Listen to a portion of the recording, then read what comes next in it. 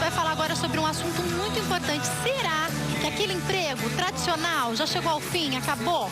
Será que isso ainda existe? Eu estou recebendo aqui com muito carinho no nosso estúdio a Master Coach Andréia Deis. Tudo bem, Andréia? Boa tarde. Boa tarde, é um prazer, Jaque, estar aqui com vocês. O prazer é todo nosso. A gente vai falar hoje sobre um assunto, para mim, muito interessante. Será que acabou? Conta um pouco para mim. Pois se a gente pensar que ele acabou, ele está se inovando, né, Jaque?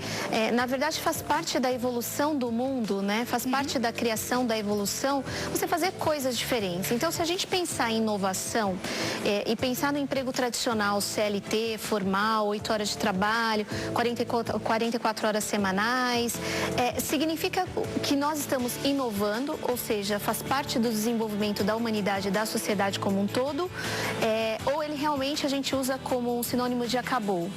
Eu acho que mudou o modelo, eu acho que mudou a aceitação e a viabilidade para o mercado, né? O que é melhor para o mercado hoje? Qual que é o melhor custo-benefício que o mercado hoje enxerga entre o empregador e o empregado? A crise interfere em alguma coisa a respeito disso, na sua opinião, a crise que a gente vive hoje? Até no sentido de inovar. Poxa, a gente tem visto tanta gente conseguindo ganhar dinheiro com artesanato. Sim. É uma mudança, né? Sim, a crise interfere totalmente. Porque esse novo modelo, quando a gente fala do reinventar, então é fazer melhor o que nós já fazíamos. Então, como que hoje eu agrego um valor maior, um benefício maior para o mercado onde ele está totalmente em crise hoje? Então, se a gente pensar na crise, o que eu preciso de hoje? Flexibilidade, resiliência, aumento de resultado, com o menor recurso que eu puder. Então, ou seja, eu tenho que fazer muito mais usando muito menos de recurso. Isso é um modelo novo de mercado. Como que eu posso melhorar o meu resultado usando um recurso menor e oferecendo para o meu cliente o melhor benefício? Então, antigamente a gente tinha um modelo tradicional. Então, você vinha, você se formava para aquilo, você tinha uma carreira. São os antigos que a gente chamava de carreirista. Então, eu era jornalista e ponto. Hoje você pode ser só jornalista, só apresentador? Não. Você não vai conseguir sobreviver. Os apresentadores, eu tenho clientes apresentadores, eles fazem a apresentação de programas, eles fazem palestras, eles fazem a apresentação para bancos e eles são radialistas. Então, hoje eu posso me segmentar como eu tinha antes, aquele profissional que era especialista de uma área, não. Porque hoje vem o tal do sinônimo do polivalente. Então, hoje esse polivalente, ele tem muitas atividades, então você oferece muito mais, tendo um recurso muito menor. Queria que você falasse um pouco pra gente sobre onde entra aí a importância de saber se virar e de saber liderar a equipe em qualquer uma dessas situações, Andréia. O que mais se fala hoje é do estilo comportamental voltada à gestão da liderança, né? Então, antes nós tínhamos o estilo, então nós temos várias, a gente faz uma avaliação e fica aqui até uma deixa, né, pro público aí que fica um convite que nós vamos conhecer o seu estilo de liderança nos próximos programas. Legal. Então, qual que é esse estilo de liderança, como que ele pode impactar no nosso estilo natural de ser? Então, nós temos o estilo adaptado, que a gente chama de um modelo, de um personagem que eu ajo no mercado. Então, eu posso entrar no meu trabalho como eu sou em casa? Não, não vai funcionar. Então, existe um padrão selecionado de comportamento para cada ambiente. Como que esse estilo influencia ou não? Porque o meu comportamento, ele vai impactar diretamente no resultado que você vai ter. Vamos pensar, por exemplo, um líder nato e não modelado. A gente significa que ele não está desenvolvido. Então, ele é extremamente focado ao resultado. Ele é simplesmente um caminhão desenfreado numa serra. Que impacto que ele vai ter no mercado, Jaque? Como que ele vai agir? Ele vai ser extremamente impulsivo, ele vai ser, algumas vezes, ele não vai medir o que ele faz. Ele pode ser grosso muitas vezes.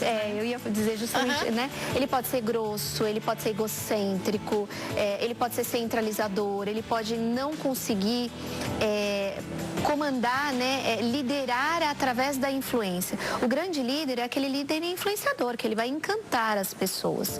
Então, se eu não encanto e eu vou pelo autoritarismo, aí é o modelo do emprego antigo, que é o chefe. O que os chefes tinham?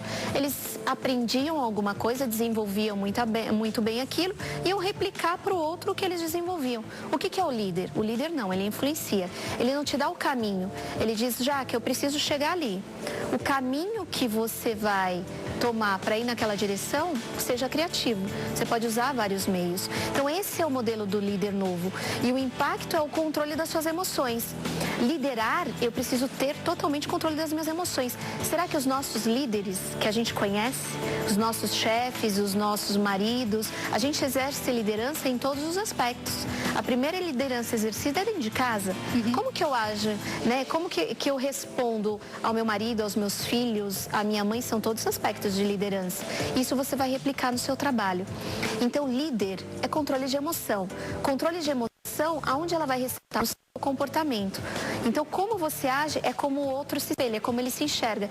Como o outro está te enxergando é o resultado proporcional que você vai ter na sua vida profissional. Agora, Andréia, me faz pensar que, de um modo geral, por mais que as mulheres tenham crescido no mercado de trabalho, ainda ganhamos menos nas mesmas funções e, de qualquer forma, a mulher tem. Eu vejo aí uma vantagem e uma desvantagem nesse tipo de liderança, porque de fato somos mais emotivas e isso com certeza pode nos ajudar a ser mais humana nessa liderança e mais encantadora, se preocupando com as pessoas. Mas, por outro lado, o excesso de emoção pode nos atrapalhar para chegar num número, num foco. Meu marido, ele é administrador hospitalar. Às vezes eu olho e eu falo, é o cúmulo da frieza. Ele fala, não é o cúmulo da frieza, são números. Para mim seria muito estranho trabalhar com números num hospital. Eu teria completa dificuldade desse tipo de liderança. Vai de pessoa para pessoa ou o perfil feminino e masculino é diferente mesmo? Você foi certeira na sua resposta. Aí tá por que as mulheres ainda ganham 27% menos no mercado do que os homens, né? A mulher, ela mistura família com trabalho. O homem, ele é racional. Acontece uma coisa na sua casa. Para quem que vão ligar? Para o seu marido ou para você? Depende do que acontece. Não, acontece uma coisa normalmente em casa, é com os filhos. Para quem que liga? Qualquer problema referente à casa é para mulher. Não é para mulher? Agora, por que não para o homem se a casa é dos dois? Então, este envolvimento, a mulher ainda ganha porque emotivamente ela se envolve e ela sai do racional. Quando ela sai do racional, o que acontece? A mulher, ela é mais delicada, eu não posso tratar com a mulher de igual para igual porque ela vai sentir. A mulher, você fala mais alto, ela se inibe só por ter o homem liderando na frente. A mulher, ela tem uma grande dificuldade de se posicionar. O homem, ele pode estar certo ou ele está errado. Ele aumenta o tom de voz, ele está se posicionando. E a mulher, normalmente, o que ela faz? Se silencia. Porque, nossa, falou a autoridade. Então, a mulher, para ela estar mais competitiva, ela também precisa ocupar o seu lugar em se posicionar adequadamente. Ela precisa falar com a autoridade do conhecimento que ela fala. Ela não tem competência diferente do homem. E muito engraçado, Jaque, que a mulher é tida, pelos estudos psicológicos, ela se desenvolve mais, ela estuda mais, ela é mais paciente, ela é mais tolerante, mas ela tem menos controle das suas emoções. Como uma mulher pode chegar ao resultado desejado nessa situação que a gente vive hoje de mercado? Eu conheci recentemente uma delegada, muito interessante. O meu marido estava me contando de uma reunião que eles estava me contando na presença dela e do marido dela, e estava cheio de homens, só tinha ela de mulher autoridade ali. Eles estavam cheios de autoridade, de diversas autoridades. Meu marido representando o hospital, outros representando empresários representando empresas, outros representando a prefeitura. E daí de repente começou uma confusão e ela se impôs rapidamente lá, resolveu o problema entre os homens. Meu marido olhou e falou, gente, uma mulher que bota ordem, como é que é isso? Só que ela me fala que são 20 anos atuando nessa área para conseguir ter segurança de fazer isso. Não é tão simples uma mulher ter essa coragem, né? A mulher, qualquer mulher, ela pode ter essa coragem, porque o que marca a mulher é como ela se posiciona diante das situações, é fisiologia. Isso tem a ver com o quê, então? É mais fisiológico do que conhecimento daquele assunto, por exemplo? Não é conhecimento. Muitas vezes você vê muita gente falando abobrinha e não é conhecimento, e as pessoas vão lá e você fala, gente, mas é uma sopa de abobrinhas. E a pessoa tá lá e você, nossa, mas como é inteligente. E você vê um homem, não sei se a gente pode comentar, mas já comentando, a nossa presidente da República falando de metas, discussando esses dias. Eu pensei nela enquanto você falava, eu pensei, tomara que a Andréia diga. Desculpa, a gente não vai pôr uma meta, daí quando chegar na meta, a gente dobra a meta, porque não vai ter meta. Não tô entendendo. E as pessoas ficavam assim. E quando ela saudou a mandioca, as pessoas aplaudiam. Mas... Mulheres sapiens. O que é isso, meu Brasil? E as pessoas aplaudiam. Ontem, e isso não se fala em outra coisa, em meta, e quando a gente descobrir a meta, você dobra a meta. Mas ela tá falando. Então, e muitas vezes o homem também se posiciona assim. Então isso é fisiologia, isso é postura de olhos, isso é tônus muscular, isso é posicionamento das mãos, muito mais do que competência. Cada vez mais os líderes são líderes pela fisiologia, por como ele demonstra, pelo exemplo da atitude dele do que pela competência técnica, Jaque. Os líderes podem ter a sua liderança aplicada em situações diferentes. Enquanto jornalista, por exemplo, eu sempre aprendi na faculdade, e eu me lembro de um dia específico que eu fui apresentar um trabalho.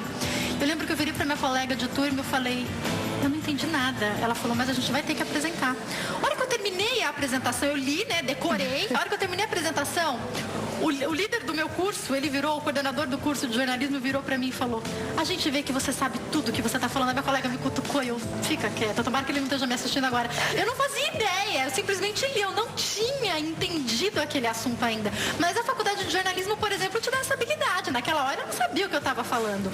Isso, ou seja, para uma liderança é óbvio que isso não é correto, não saber do que se está falando, mas pode se adequar em situações diferentes? Totalmente. Normalmente, existe dois tipos de líder. Existe o líder nato e o líder desenvolvido.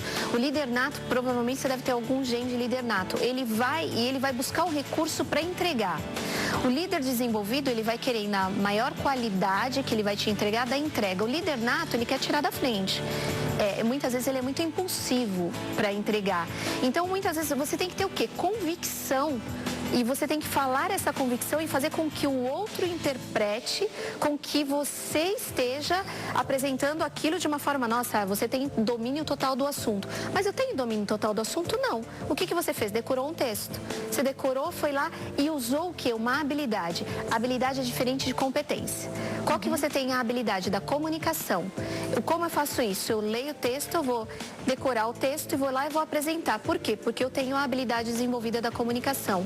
Mas quando você tem a competência, uma competência bem desenvolvida, você potencializa as duas. Você tem um motivo a mais para você conseguir chegar no seu resultado. Como sempre gostei muito de apresentar trabalhos, quando chegou o TCC ou alguns trabalhos, eu ficava em êxtase de apresentar quando eu entendia. Era muito mais gostoso, né? Eu acho que aí eu juntar a habilidade com a competência, Aí você junta a habilidade com a competência. Você desenvolveu a competência, então você tem o domínio do assunto, você sabe sobre... Você tem propriedade, então você não precisa de um texto, você não precisa de um PowerPoint, você não precisa de nada. Você tem o domínio sobre o know-how sobre o que você fala. Aí você começa a fazer o reforço da sua imagem. Então, o líder, ele não precisa saber de tudo, mas ele precisa ter o quê? Convicção do papel dele, da missão dele. Então, se você tem um papel como comunicadora, eu preciso usar esse papel para influenciar as pessoas a buscarem a ter as suas convicções. O mundo, se a gente tivesse uma sociedade com muito mais convicção, nós não seríamos tão suscetíveis a ouvir e aceitar muitas coisas que a gente aceita hoje. Mas por que a gente aceita? Porque a gente não tem competências desenvolvidas até de discernimento do que é certo e do que é errado. Então, essas competências... Pode terminar. E aí você vai no meio do bando, né? Eu ia falar, você vai em manada, né? Desculpa. E a minha curiosidade agora é, essas competências a gente aprende a desenvolver desde a infância, desde a escola deveria se ensinar isso? Desde a escola. A liderança, ela tem 23 competências que você pode desenvolver, que vem desde, por exemplo, de competências de liderança, a eficácia pessoal, a autoestima, a autoconfiança, a resiliência, então são várias competências. Mas do 0 aos 7 anos a gente forma o alicerce. E algum alicerce ali que você coloca na criança, que você coloca de desenvolvimento, então, olha só o que acontece, que é curioso. Nasce uma criança, o que todos os bebês têm em comum? Logo que ele nasce. 3 coisas. Pensa num berçário. Já foi visitar um berçário, uma maternidade? Já, várias vezes. Eu amo visitar berçários. O que todos os bebês têm em comum? 3 coisas. Me ajuda, eu não sei. O que os bebês têm em comum, Rô? O que os bebês têm em comum? Carequinha? Não é nada disso? Não, de estilo comportamental. De estilo? Eles choram, sentem fome. Choram, sentem fome. Choram, sentem fome. E o quê? Dormem? E dormem. Pois é, todos nós, se a gente trazer... É isso mesmo? Era por aí mesmo? Não, mais ou menos. Você foi mais pela de fisiologia, que ele precisa dormir, se alimentar e comer. E eu tô mais pelo lado do comportamento. O que, por exemplo, então? Então, a gente estuda muito pensamento socrático, né? O que Sócrates ensina, que vem da psicologia positiva, que nós nascemos com 3 coisas que as influências externas vão nos sucumbindo, eles vão nos tolhindo. Então, todos nós nascemos com a predisposição de ser feliz. Você concorda? Você consegue olhar no berçário e falar, esse bebê nasceu para ser feliz, esse nasceu para ser triste e esse nasceu com um DNA, sei lá, estragado? Consegue dizer isso? Não, eu também não.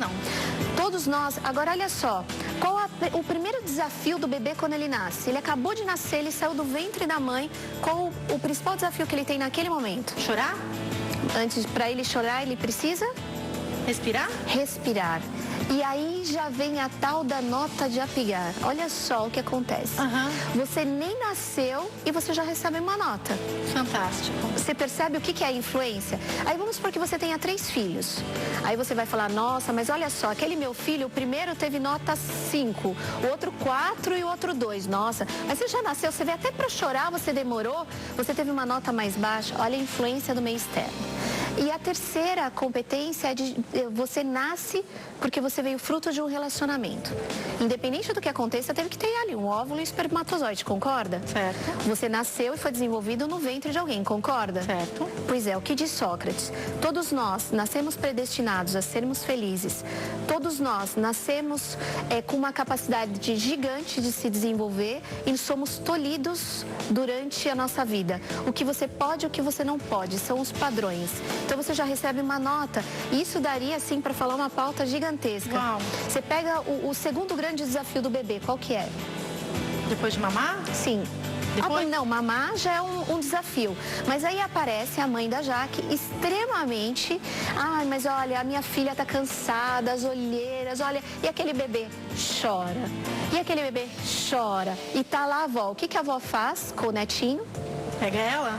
Pega e faz o quê? Dá pra mãe, não? Não. Faz o quê normalmente? Ela tentar ninar ele, fazer ele parar de chorar? Não, mas aí ela fala, este bebê está com fome. E o que faz? Dá de mamar. Como? No peito da mãe. A maioria não, Jaque. A maioria vem com a tal das chuquinhas. As vovós fazem isso? As vovós veem isso para proteger as filhas. E aí, o que faz pro bebê que é o filhinho? Cara, mas você é incompetente para mamar, hein? Um bebê para mamar, ele precisa de 30, 35 dias para ter eficiência para começar a engordar. Por que hoje a maioria das mulheres não conseguem amamentar? Levam este bebê, Jaque, pro pediatra. Primeira visita ao pediatra. O que acontece com a balança?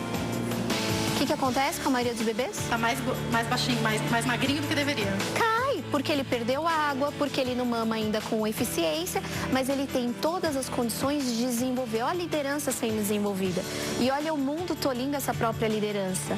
Num bebê, você imagine isso durante a vida, o como nós não somos tolhidos. Olha aonde... Eu tô achando muito interessante você falar, André, porque por enquanto a gente falou só de alguns aspectos de um bebê, a gente ainda tá nos primeiros meses de nascimento e a gente já encontrou vários obstáculos para competências, né? E a gente nem chegou no terceiro. Olha o que é o desenvolvimento das competências.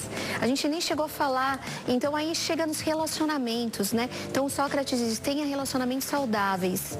Por quê? As pessoas hoje não acreditam nem que é se relacionar. Hoje a nossa geração é do WhatsApp, do Facebook, dos meios de comunicação, as pessoas não se relacionam mais. A cada dia que se passa, as pessoas se relacionam menos. Os divórcios a cada dia aumentam. Vim conversando agora com o motorista e ele me disse assim, olha, a gente começa a namorar e ninguém mais quer saber. A gente fala ali para conquistar em 3, 4, 5 minutos. Depois que você conquistou, esquece. Você vai para suas necessidades que você tem que satisfazer e não conversa mais, não existe mais diálogo. Então, está se perdendo a premissa das competências que desenvolve autoconfiança e autoestima. E aí vem todas as outras competências. Olha a liderança nascendo aí. Agora, uma curiosidade me chama a atenção. Você falou uma cena que aqui ela se formou na minha cabeça, da vozinha querendo proteger a mãe e falando, me dá essa criança aqui, você já deu de mamar? Ele ainda tá com fome? A gente reforça aqui com nanga, a gente reforça aqui com leitinho. Já cansei, de fato, de ver essa situação. E a minha pergunta é, mesmo para proteger, eu posso estar atrapalhando esse bebê? Totalmente, porque você dando para ele um atestado de incompetência. Cara, você não é capaz de aprender a mamar. Você está sendo autossuficiente. E quanto mais autonomia você der para esse bebê, mais seguro ele vai ser um adulto. Porque ele tem competência de aprender a mamar. Só que você precisa dar o tempo de maturação para ele aprender. A maior campanha que a gente faz hoje é para as mães darem esse tempo para o bebê ser autossuficiente. Porque ele vai aprender a mamar e você vai amar dar de mamar para esse bebê. Mas todo bebê ele tem um tempo para aprender, é do ser humano. Ele vai ter que tem o processo de mastigação, de sucção, até ele ser competente daquele desafio. Agora, se você não tem nem a paciência, a tolerância de ali você já vem querendo ajudar e você cerceia ele, como ele vai ser como adulto? Então, muitas vezes, a ajuda que você oferece aqui, você está deixando de dar autonomia do outro lado da vida para ele aprender a caminhar sozinho. Chegou uma pergunta pra gente, a gente já volta nesse assunto, que é da Jolina, né? Rô. A Jolina, ela diz que ela vende roupas, ela é de Guarulhos, ela vende roupas. E qual a orientação que ela quer, Rô? Ela vende roupas, mas ela tem dificuldade para conversar com os clientes. Qual que é a dica para ela? Existe algum curso, algum livro, algo que ela possa fazer para estimular esse lado nela? Nossa, a comunicação existe o Papa aí que diz, né? A maior literatura que diz é como se comunicar e influenciar pessoas. É um livro muito legal de comunicação, mas o maior desafio, se você tem um produto para vender, o que você tem que fazer? Você tem que gerar um benefício para o outro. Então, quem vende, veste alguém, não veste? Certo. Então, o maior argumento da venda, e onde você... Vamos supor que ela é um estilo de liderança mais introvertido. Então, ela é uma pessoa mais fechada, mas ela tem um bom produto. A partir do momento que eu não vou te vender, você não pode ir na venda achando que você está vendendo alguma coisa. Você está te oferecendo um benefício. Então, eu tenho aqui um copo de água para a Jaque. Como que eu te ofereço esse copo de água se eu posso vender ele para você? Jaque, olha só, nós precisamos tomar água, no mínimo 10 litros de água por dia para você se manter hidratado. Está no momento agora de você tomar a sua água, porque você vai se hidratar e se hidratando você vai ter uma pele muito bonita. Então, o grande equívoco do vendedor é que ele acha que ele está vendendo alguma coisa e que, através daquela venda, ele vai ter um benefício ele próprio, não. Tem que mostrar a necessidade do outro na venda. É a necessidade do outro da venda. Você não é você que está se beneficiando. Você tem um produto onde você acredita nesse produto e você oferece ele porque você sabe que você tem o melhor custo-benefício. Aí acabou o bloqueio. Converse com o seu cliente, né? É a conversa, é o diálogo. Então, você tem um produto, você tem uma camiseta para oferecer para o seu cliente, a hora que você vai oferecer olha, eu tenho a melhor malha, o melhor custo-benefício. A hora que eu peguei isso no distribuidor, no varejo, eu pensei em você.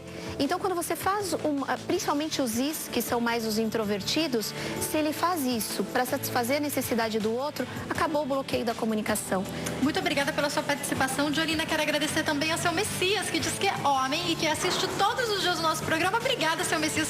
O programa é feito para você também. Obrigada pelo seu carinho, pela sua audiência. Eu queria te perguntar um pouquinho, a gente estava falando sobre crianças. Eu queria, daqui a pouco, se der tempo, voltar sobre esse desenvolvimento das competências e das habilidades. Aliás, antes eu vou te fazer uma pergunta. A habilidade já nasce com a gente ou ela também é desenvolvida? Algumas nascem, outras a gente desenvolve.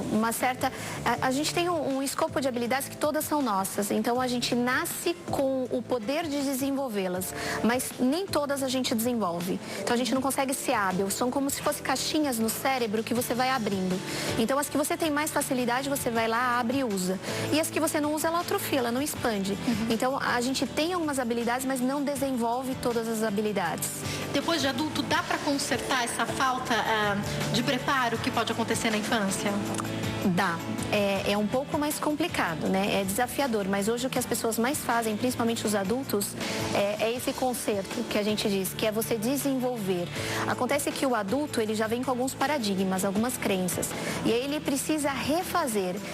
Tanto que eu tenho uma foto muito bonita que eu mostro, que é onde você quebra o cordão umbilical com a vida.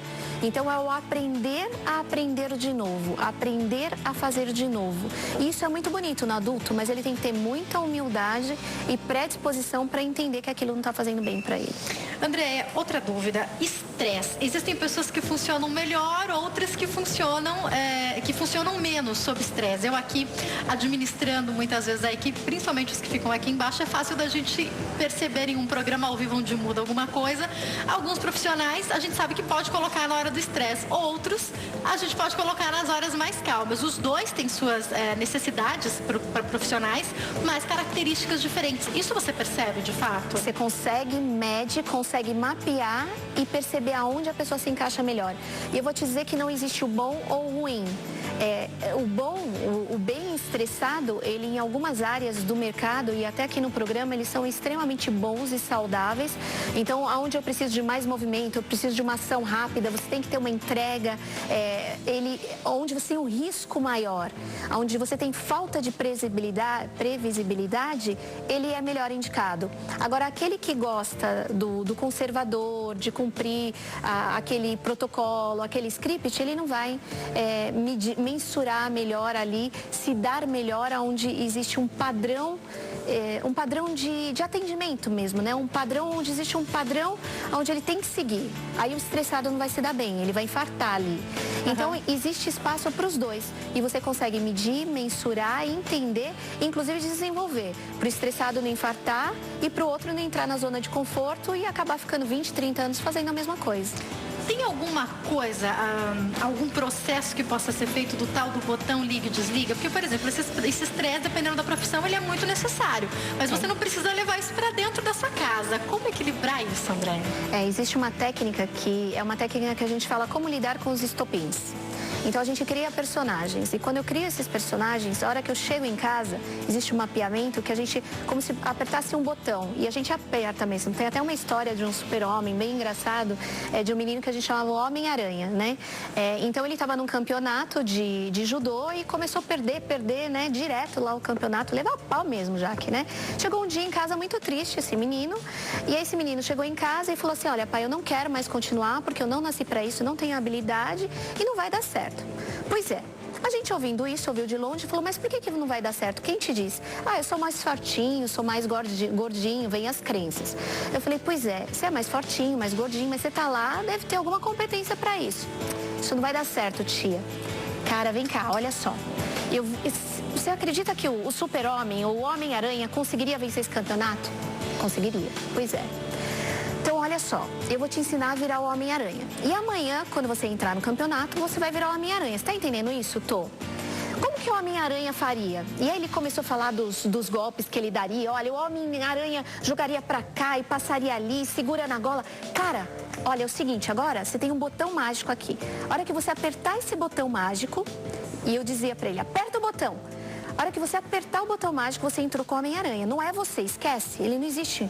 Você, em específico, não existe mais. O Homem-Aranha entrou. Jaque, eu comecei a treinar isso com esse menino. 1, 2, 3, 10 vezes. A hora que entrava o Homem-Aranha pegava no kimono, jogava no chão, derrubava, virava. E esse menino, agora eu sou o Homem-Aranha. Foi o dia seguinte pro campeonato, achando que ia levar um pau federal. E eu falei, olha, é o seguinte, a hora que você entrar... Você entrou em jogo, o que você vai fazer? Quem que você vai chamar? O Homem-Aranha. O Homem-Aranha. Diz que ninguém entendeu nada. A hora que ele chegou lá, ele entrou, apertou o botão dele. Quantos anos? Qual a faixa etária? 5 anos. Chamou o Homem-Aranha. Ele apertou, entrou o Homem-Aranha. Eu não preciso te dizer que ele infringiu todas as regras, derrubou todo mundo, né? Surpreendeu, a ponto da mãe ligar à noite e falar, como desativa esse Homem-Aranha que o moleque não para. Não para. Então você lida e você aciona a sua emoção no momento que você quer, a hora que você quer. Por isso que você precisa aprender a lidar com ela, porque ela existe, ela só não está sendo utilizada. Só que a gente acredita que por conta de alguns padrões, se o outro é mais magro ou se ele estuda mais tempo, ele é mais hábil em segurar ou perder, que o outro vai ser mais competente que a gente. Não. Se você está lá é porque você tem competência para isso. Então a gente aciona os nossos botões e entra com essa competência em cena. André, infelizmente eu tenho pouco tempo para encerrar, mas eu acho que uma pergunta importante para fazer, baseado nesse nosso tema, que é sobre o emprego convencional, o emprego tradicional, a pergunta que eu tenho a te fazer esse momento da sociedade e do mercado de trabalho pede que todos aprendam algum tipo de liderança ou tem gente que não nasceu para isso e nunca vai ser líder em área nenhuma? O líder, ele pode ser desenvolvido a qualquer momento. E este momento pede para que, principalmente, você tenha autogerenciamento e gestão de você como um todo. Então, você seja líder de você mesmo. O que significa? Muita gente perdendo emprego já, que as empresas cortando custos. Cada dia a gente escuta, olha, demitiu 400, 500, 600, e isso é diário. Então, se você não tiver a sua autogestão, você se desenvolver as suas competências e criar um modelo novo, se reinventar para encarar esse mercado, certamente você vai falar, o mercado se fechou para mim. Não, você não enxergou que o mercado mudou. E a forma de você se apresentar para esse mercado hoje é diferente. Você precisa oferecer um benefício maior, ser polivalente, saber se vender, liderar pessoas e se liderar para você liderar o seu resultado. Andréia, eu tenho que fazer uma pergunta final. Trabalhei em uma área a vida inteira. Vamos pensar nas pessoas um pouco mais velhas, como tantos que trabalhavam em montadoras que agora foram fechadas e estão desempregados no país. O que fazer para me reinventar? Pego o dinheiro que eu, por exemplo, recebi e invisto num curso, procuro um profissional que me ajude, como um coaching, por exemplo. Qual que é a dica para conseguir sair dessa situação de desemprego? A principal dica hoje, você está falando, e eu tive agora recente, justamente um desses da automobilística que veio para mim, Jaque. E é engraçado que quando você faz uma coisa há muito tempo, você acha que só vai fazer aquilo. E eu tô tendo um caso real agora de um marido de aluguel. Então, o que ele fez? Ele trabalhou em automobilística durante muito tempo, mas ele também sempre foi sabe aquele que conserta tudo em casa? Então, isso que é você ter a autoeficácia do que você sabe. Além de tudo isso, daquela rotina que eu criei, que é a minha zona de conforto, o que mais eu sei fazer? Como eu consigo oferecer isso para o mercado de forma informal? Hoje, a informalidade, ela está muito mais ascendente, existe muito mais campo do que os empregos formais. Os empregos formais estão cada vez mais acabando, eles estão diminuindo. E onde eu vejo isso? Qual o talento nato que eu tenho? O da automobilística, o seu papel que você exerceu lá, foi o que você aprendeu, o que você fez durante todo esse tempo. Agora, se você pegar um talento nato, que você se desenvolve muito bem em casa, que você faz pro vizinho, que você faz pro melhor amigo, como que você pode oferecer isso pro outro, gerando um benefício para você? É esse reinventar que tem que vir hoje. Bom, então vamos lá, você pode, tá? Não fica parado que você vai conseguir. Eu recebi hoje aqui a Andréia Deis, Master Coach, que esclareceu as nossas dúvidas brilhantemente sobre o assunto, então a gente já tem próximas pautas definidas, né, Andréia? Já temos. Agora nós vamos falar da liderança e o comportamento, né? Como que os nossos comportamentos podem impactar na liderança com o case Jaqueline. Ai, meu Deus, eu vou fazer esse teste e a gente vai contar tudo pra vocês, tá, gente? Vocês sabem que eu sou a primeira aqui a contar pra vocês da minha vida. Vocês sabem de tudo, vamos ficar sabendo mais ainda.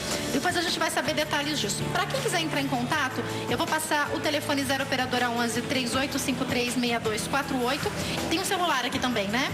0 operadora 11 99634 7366. Você pode encontrar a Andréia também no Facebook, Andréia Deis, e você encontra também no LinkedIn, Andréia Deis, facinho de encontrar. Andréia, volta sempre. Sempre um prazer. O tempo fica curto, é muito bom te receber aqui. Obrigada pelos esclarecimentos, viu? Obrigada. Uma ótima tarde.